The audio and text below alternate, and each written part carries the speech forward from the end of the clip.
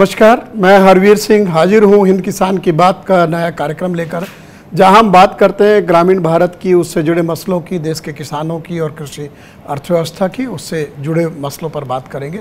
आज के एपिसोड में हम बात करेंगे देश के गन्ना किसानों की। देश का गन्ना किसान किन चुनौतियों से जूझ रहा है, उसकी लागत बढ़ रही है लेकिन उसका दाम समय पर नहीं मिल रहा है, और यही नहीं, उसका दाम भी बढ़ नहीं रहा है। खासतौर से उत्तर प्रदेश जैसे राज्यों में 2 साल से गन्ना किसान के लिए उसके गन्ने के दाम में भी कोई बढ़ोतरी नहीं हुई है। अलग अलग तरीके से किसान अपना आंदोलन कर रहे हैं। अभी एक दिन पहले उन्होंने ट्विटर के ऊपर अपना आंदोलन चलाया ब्याज समेत भुगतान का, लेकिन लगता है कि सरकारें अभी भी किसानों की तरफ उतना ध्यान नहीं दे रही हैं और उनकी जो मांग है उसके ऊपर फोकस नहीं कर पा रही हैं। इस सारे मसले पर हम बात करेंगे। हमारे पास 2 खास मेहमान हैं। हमारे साथ हैं वीएम सिंह जी, जो राष्ट्रीय किसान मजदूर संगठन के संयोजक हैं और ऑल इंडिया किसान संघर्ष कोऑर्डिनेशन कमेटी के भी संयोजक हैं। साथ में हमारे साथ हैं शुगर इंडस्ट्री से जुड़े प्रफुल्ल विठलानी, जो चेयरमैन हैं all India sugar trade association के। आप दोनों मेहमानों का स्वागत है। एक रिपोर्ट हम लोग देखेंगे, आपसे साथ आएंगे हम लोग।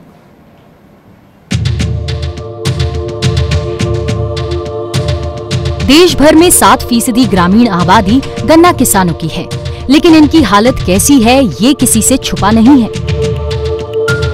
बात यूपी की करते हैं, जहां के किसान बकाया भुगतान का इंतजार ही कर रहे हैं।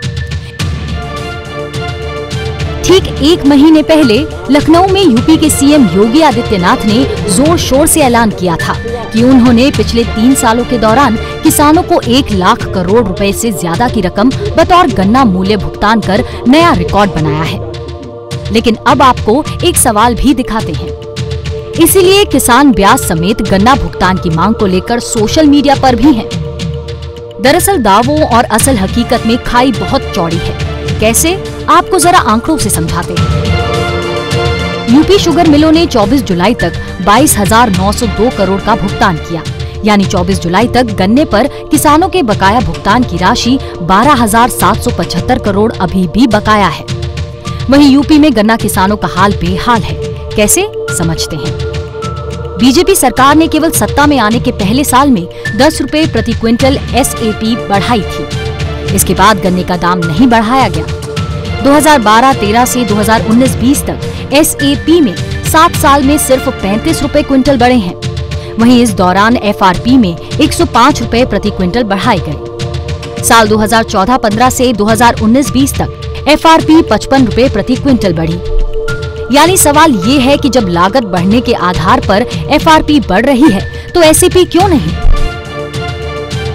हालांकि ऐसा ही कुछ अखिलेश सरकार के वक्त देखने को मिला, जब 3 साल तक दाम नहीं बढ़ाए गए थे। वहीं बढ़ती लागत की वजह से गन्ने की खेती लगातार किसानों की कमर तोड़ रही है। इसीलिए किसान 400 रुपया प्रति क्विंटल दाम चाहते हैं, क्योंकि डीजल, मजदूरी और खाद के दाम बढ़े हैं। आपको बता दें कि यूपी की 10% ग्रामीण आबादी गन्ने की खेती से जुड़ी है। ये तो रही यूपी की बात, लेकिन साथ ही महाराष्ट्र, आंध्र प्रदेश, तमिलनाडु, कर्नाटक, गुजरात, मध्य प्रदेश, यूपी, बिहार, हरियाणा, पंजाब, गोवा, पुदुचेरी और केरल में गन्ने की खेती होती है। ऐसे में दिक्कत असल में है क्या, समझने की कोशिश करते हैं। कुछ राज्य सरकारें FRP की जगह स्टेट एडवाइज्ड प्राइस यानी SAP घोषित करती है, जो FRP से ज्यादा होता है। इसीलिए commission for agricultural costs and prices CACP का कहना है कि FRP को तत्काल सभी राज्यों में लागू किया जाना चाहिए। जहां राज्य सरकारें SAP देने का फैसला करें, उन्हें SAP और FRP के बीच का अंतर सीधे किसानों को भुगतान करना चाहिए। State advised price sugar cane recovery से जुड़ी नहीं होती है। स्टेट एडवाइज्ड प्राइस देने वाले राज्यों में गन्ने के बकाया भुगतान की समस्या FRP देने वाले राज्यों से ज्यादा है। गन्ने का 80% बकाया स्टेट एडवाइज्ड प्राइस देने वाले राज्यों में है। वहीं कुछ सिफारिशें रंगराजन कमेटी की भी हैं। चीनी बिक्री से मिलने वाले राजस्व का 70% और अन्य बायो प्रोडक्ट से होने वाली आय के 75% हिस्से को मिलाकर किसानों को पहली किस्त का भुगतान किया जाए। महाराष्ट्र की तरह शुगर केन एरिया रिजर्वेशन के नियम को खत्म करके किसानों को किसी भी मिल में गन्ना बेचने की आजादी देनी चाहिए। मैं विठलानी जी सबसे पहले आपके पास आता हूं, क्योंकि आपका इतना लंबा अनुभव है इससे जुड़ा हुआ चीनी से। ये हालात क्यों हैं? गन्ना किसानों को समय पर भुगतान क्यों नहीं मिल पाता, जबकि सरकार ने दाम भी स्थिर फिक्स कर दिए हैं? क्योंकि आप लोग दाम को लेकर के सारा कारोबार उस तरह से करते हैं, देश में, देश के बाहर भी। क्या वजह है इसकी? ऐसा है कि नमस्कार, ये पहले तो मैं ट्रेड से हूँ, एक ब्रोकिंग हाउस से हूँ, मैं इंडस्ट्री से नहीं हूँ। और हाँ, मेरा अनुभव करीबन ये शुगर में एज ए दिस थिंग 40 साल का है जी। ये गन्ने का जो भुगतान है, इसके जो प्रॉब्लम्स आते रहते हैं या जो रहते हैं, उसके 2-3 बड़े रीजन है। ऐसा है कि ये 4 या 6 महीने तक सीजन चलती है जबकि शुगर प्रोडक्शन बनती है, और उनको चीनी के बेचने का टाइम रहता है 16 महीने का। अब ये उसको 10-12 महीने की क्वांटिटी का जो है होल्ड अप करने की जो अहमियत रहती है, वो उसकी जो पैसे रहते हैं फार्मर्स को तुरंत पैसे देने की ये रहती है। जब एक मॉडल इसलिए किया गया है गुजरात में कि जिस दिन गन्ना दिया उस दिन 30% दो, जिस दिन उन्होंने मार्च महीने की एंडिंग के वीक में उनको 35% दिया जाए, और 35% जो है अक्टूबर में दिया जाए। तो ये 3 इंस्टॉलमेंट में जो पेमेंट रहती है, वहां पे 0 फार्मर्स के ड्यू रहते हैं। ऐसा है कि रॉ मटेरियल का पैसा पूरा एक साथ में ही दे दो, और फिर फिनिश प्रोडक्ट आप 16 महीने तक बेच नहीं पाते हो गवर्नमेंट के रिस्ट्रिक्शन की वजह से। तो उसकी वजह से ये भुगतान होने की कभी प्रॉब्लम आती है। नंबर 1 ये होता है।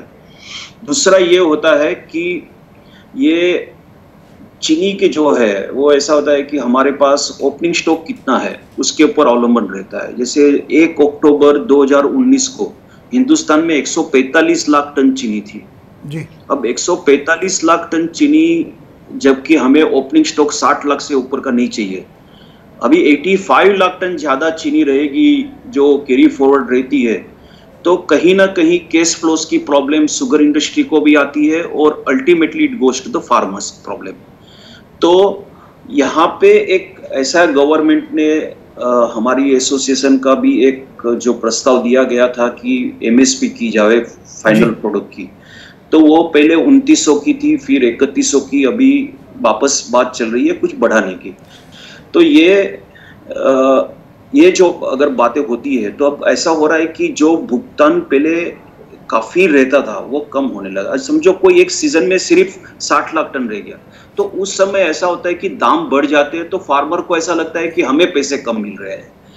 और सबसे बड़ी बात ये है, अगर ये हमारे साथ में जो बड़े साहब जो भी है वीएम सिंह जी, उनको हम बताना चाहेंगे कि वर्ल्ड में, पूरे वर्ल्ड में हमको अगर चीनी एक्सपोर्ट करनी है तो वर्ल्ड के प्राइस के साथ मैच करना पड़ता है। पर वर्ल्ड में शुगर केन, विठलानी जी मैं आता हूँ उस सवाल पे। वीएम सिंह जी हमारे साथ हैं। वीएम सिंह जी, आप ये बताइए कि आपको करीब करीब 20 साल से ज़्यादा हो गया इस मसले पर सरकारों के साथ और इंडस्ट्री के साथ आंदोलन करते हुए, और ये समस्या ख़त्म ही नहीं होती जी। 1 आध साल ठीक दाम मिलता है, फिर घूम करके वहीं पर आ जाता है। अब देखिए, इस वक्त देश में करीब करीब जो है 17,000 करोड़ रुपया गन्ना किसानों का चीनी मिलों के ऊपर बकाया है। उसमें भी सबसे ज़्यादा करीब 13,000 करोड़ रुपया उत्तर प्रदेश में बकाया है। तो ये स्थिति अभी क्यों पैदा हुई है इस तरह की और क्योंकि आप इंडस्ट्री के भी फंक्शनिंग जान रहे हैं, किसानों की भी प्रॉब्लम समझ रहे हैं, तो आप इसके ऊपर आपका क्या कहना है? बड़ा सीधा है। पहले मैं एक करेक्शन करूंगा, पिछले 3 साल से रेट नहीं बढ़ाया है उत्तर प्रदेश सरकार। उस पे आएंगे हम, अगला सवाल मैं बता रहा हूं ना। पहले ये जो अभी जो भुगतान की जो समस्या है वही उस पर आप बताइए, ये प्रॉब्लम क्यों बन गई? ये प्रॉब्लम इसलिए है कि हमारे एक्ट के तहत जी 3 काम करने होते हैं सरकार को। पहला काम करना होता रेट का, दूसरा काम करना होता रिजर्वेशन ऑर्डर का, और तीसरा काम उनका केवल यह है कि अगर मिल मालिक टाइम पे पेमेंट ना करें तो रिकवरी सर्टिफिकेट काट के ब्याज समेत पैसा दिलवाया जाए किसानों को। तो दूसरा काम करते हैं कि रिजर्वेशन ऑर्डर का, कि उनको सप्लाई मिलती जाए चीनी मिलों को, बाकी लोगों को देखते नहीं है।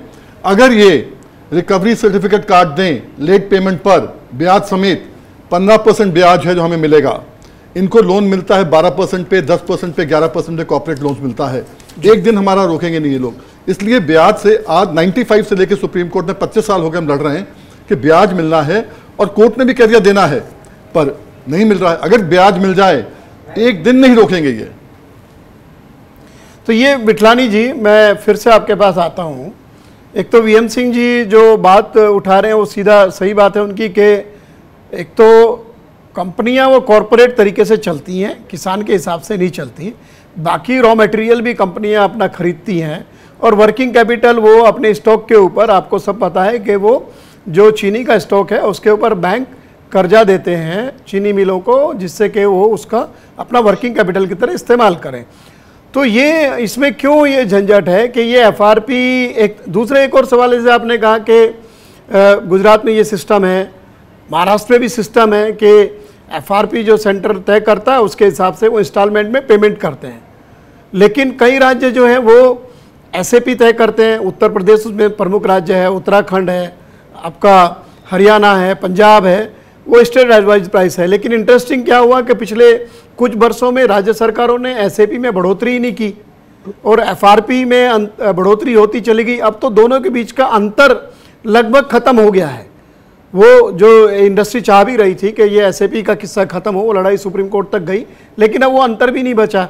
उसके बावजूद महाराष्ट्र में चीनी मिलें पे कर दे रही है। अभी मैं देख रहा हूँ महाराष्ट्र का जो एरियर है वो 200 करोड़ भी नहीं बचा है। उत्तर प्रदेश में 13,000 करोड़ है। तो ये ऐसा क्यों है? ये ऐसा है कि अभी जो हमारे पास करीबन 107 लाख टन का ये जो 145 लाख टन का ओपनिंग स्टॉक था चीनी का जी, वो अभी कम होके 107 लाख टन होगा। हाँ। इस साल महाराष्ट्र में प्रोडक्शन काफी गिरावट आ गई है। जो करीबन 100 लाख टन थी वो सिर्फ 62 लाख टन का ही हुआ है। हाँ। तो हमारे यहाँ प्रोडक्शन कम होने से यहाँ पे पेमेंट सब हो चुके हैं, क्योंकि जो पाइपलाइन स्टॉक था वो भी बिका है और जो ये स्टॉक था वो भी बिका है। मैं आपसे एक खास ध्यान देना चाहूंगा आपका कि ये एसएपी जो मिल रही है फार्मर्स को यूपी में, ये एक्सक्लूसिव यूपी में है क्योंकि सुप्रीम कोर्ट के कोई चुकादे हैं।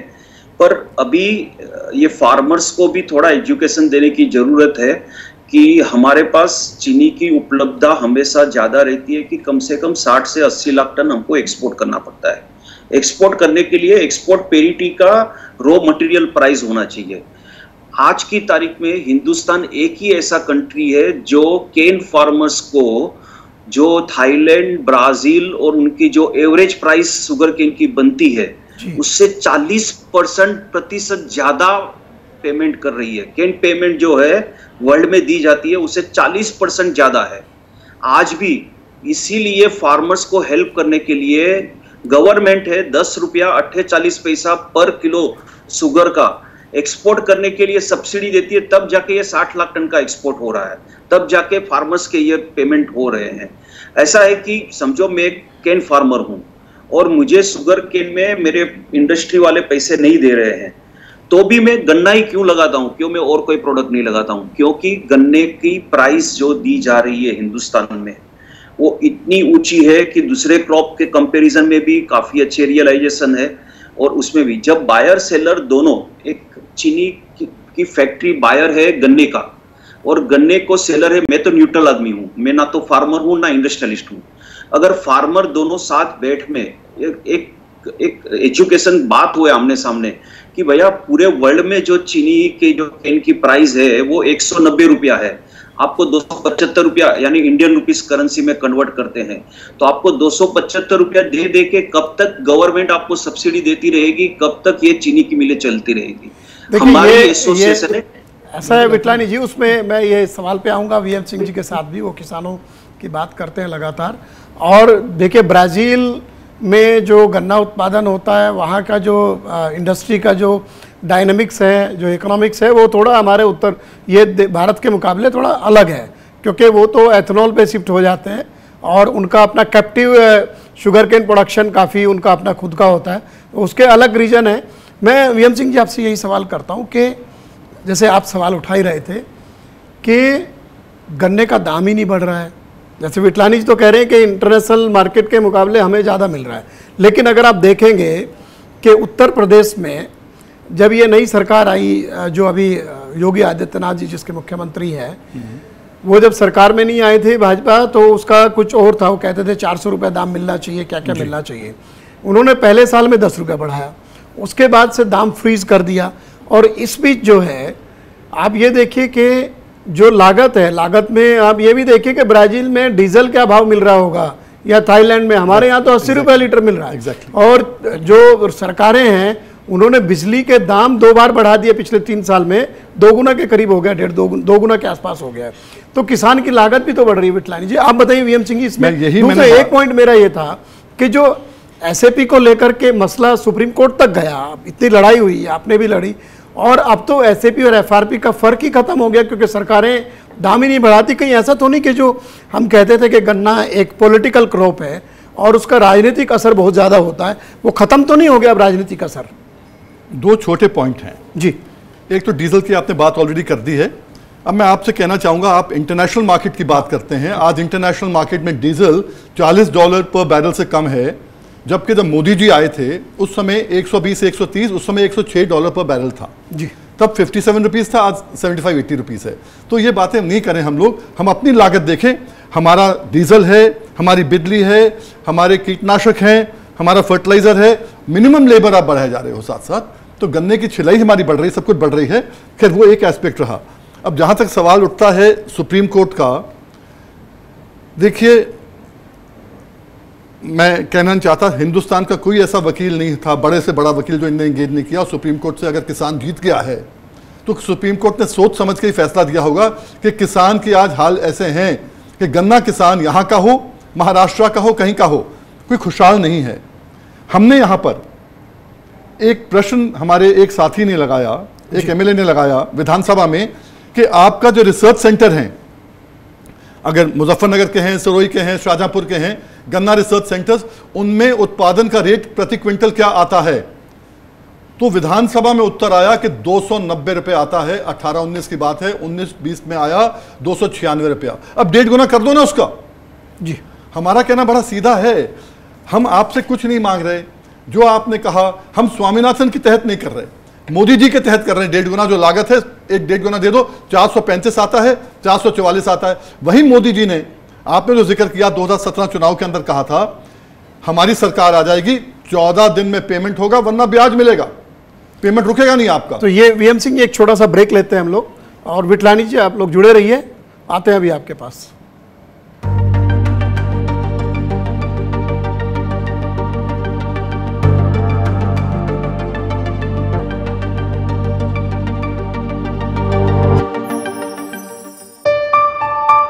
चलो इतिहास के कुछ पन्ने पलटते हैं,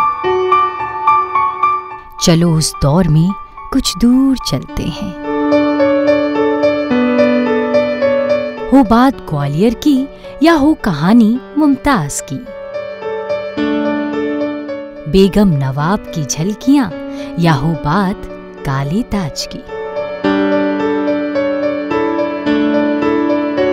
हर तरफ पसरा यहाँ इतिहास है। यूं ही नहीं कहते सभी, मध्य प्रदेश तो कुछ खास है। वक्त के निशान।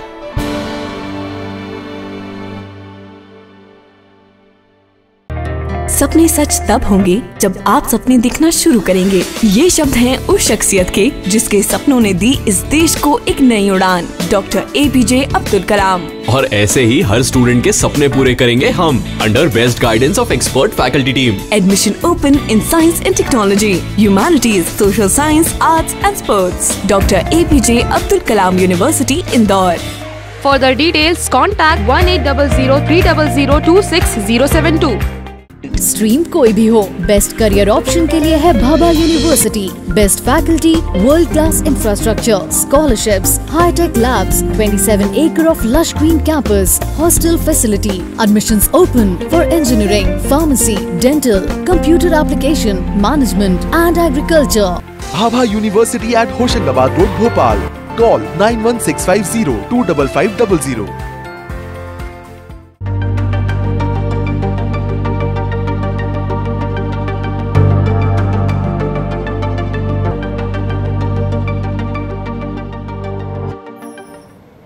विटलानी जी ये बताइए आप मुझे कि शुगर को ये कहते थे कि शुगर लॉबी और फार्मर लॉबी पॉलिटिकल बहुत ज़्यादा ये सेंसिटिव मसला है।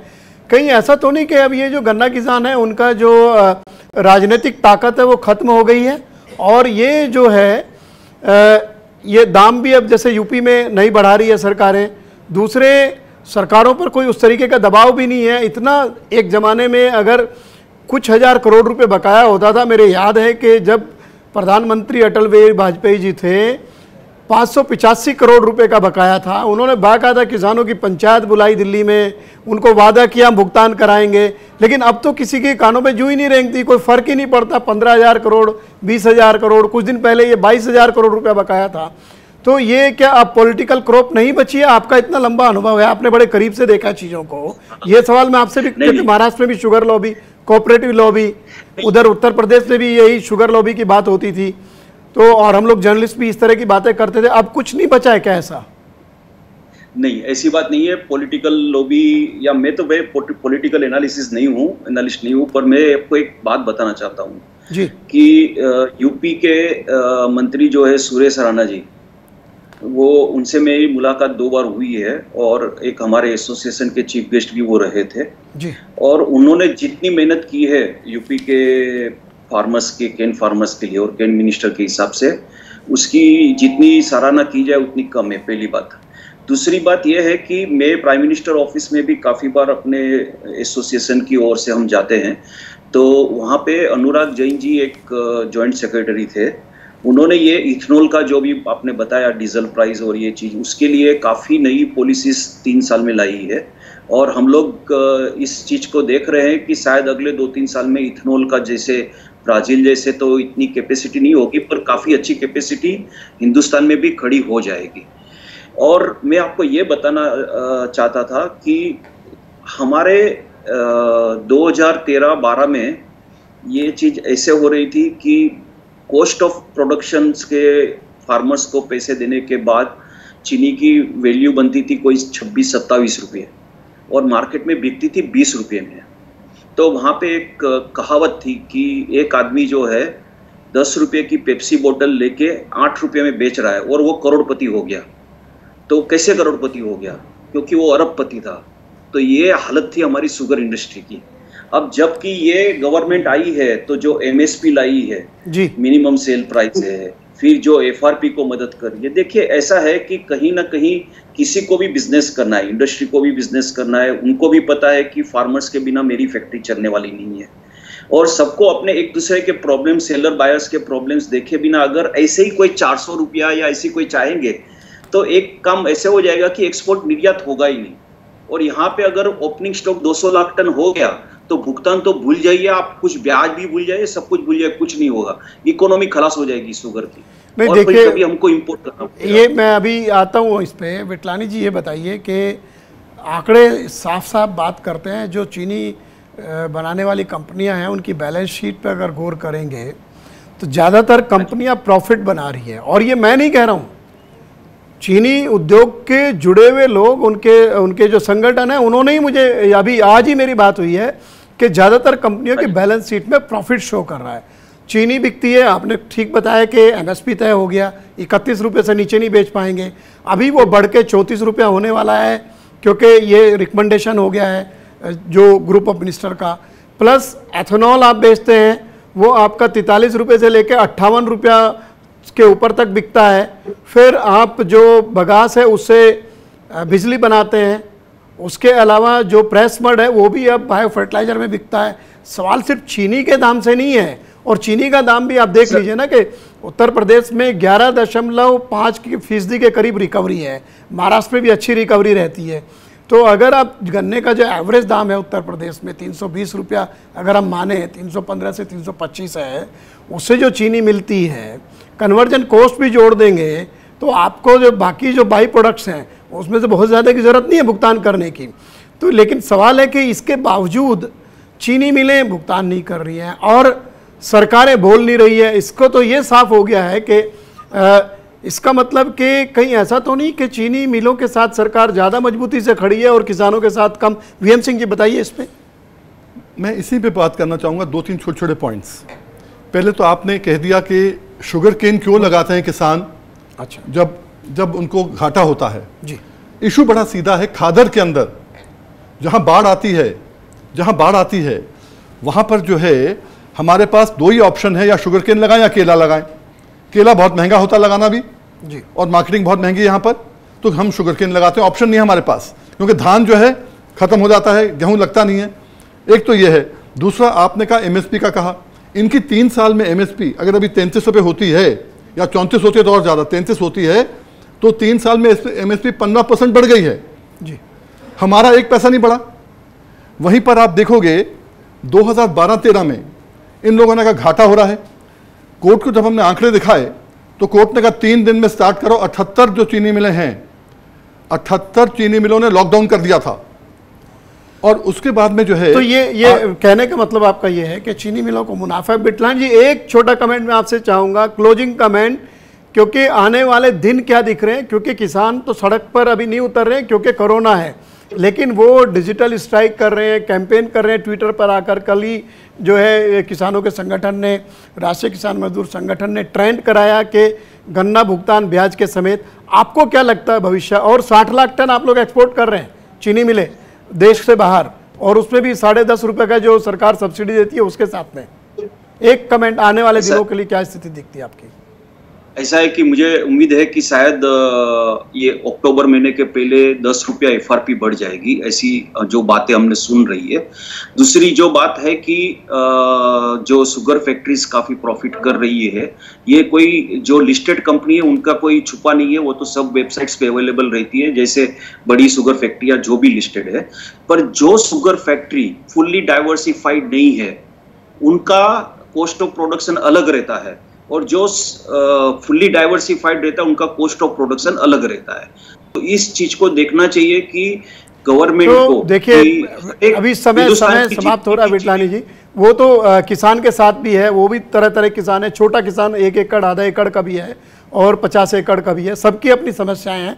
लेकिन ये देश के सामने एक बड़ा सवाल है कि गन्ना किसान बदहाल है, उसको समय पर भुगतान नहीं हो रहा है। और ये जिस तरह से पिछला साल उत्तर प्रदेश में करीब 5,000 करोड़ के एरियर के साथ समाप्त हुआ था, ऐसा लग रहा है कि ये भी नया सीजन एरियर के साथ ही जाएगा अगर सरकारें ठीक से किसान की तरफ आके खड़ी नहीं होती है, चीनी मिलों को दबाव नहीं बनाती। और मुझे लगता है कि अगर कोरोना ना होता इस वक्त किसान सड़क पर होता, लेकिन वो मजबूती के साथ आंदोलन करेगा और सरकार के साथ अपनी मांग रखेगा। उद्योग को भी मेरे ख्याल से जो सरकार के साथ जो सहयोग लेना वो ले, लेकिन किसान का भुगतान समय पर होना चाहिए। आप लोगों ने इस चर्चा में भाग लिया, धन्यवाद। और हमारे जो दर्शक हैं, अगले फिर हम लोग एक नए मुद्दे के साथ उनके पास आएंगे। आप देखते रहिए स्वराज एक्सप्रेस में हिंद किसान की बात। नमस्कार।